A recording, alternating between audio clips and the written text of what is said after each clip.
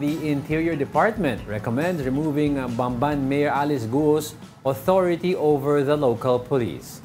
This comes amid allegations of Guo's links to illegal Philippine offshore gaming operators in her area. Mayors have operational supervision over police units and the authority to appoint the local chief of police. But this can be revoked for reasons such as abuse of authority, aiding criminals, or engaging in illegal activities. The DILG has earlier recommended to the Ombudsman to suspend Guo to prevent her from influencing the ongoing investigation. Yun. Ang problema kasi, ang tagal din kumilos, wala pa din nagsasabi, nag-ahain ng complaint sa ombudsman para siya ay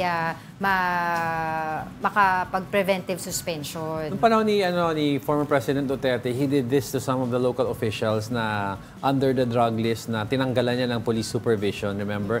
Kasi if you remember, yung appointing power ng chief of police, malaki ang sway ng isang mayor doon. Parang panahon ni PRRD, dinirekta na sa DILG ang pagtatalaga ng mga police captain sa mga area na yun. Oo. Lalo na pag in question yung character ng or dealings ng mayor. Kasi yun nga, ito nga si Mayor Alice Guo ay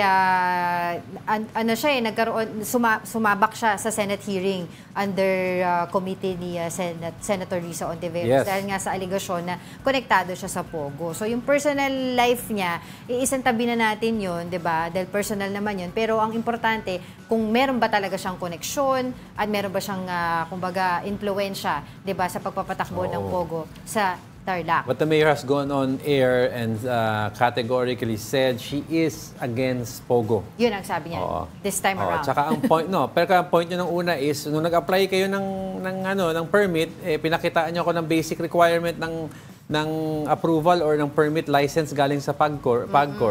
Meron naman. Di ba? Who am I to deny that kung meron ka naman existing permit? Yun ang kanyang point. Yun ang kanyang point. Sige.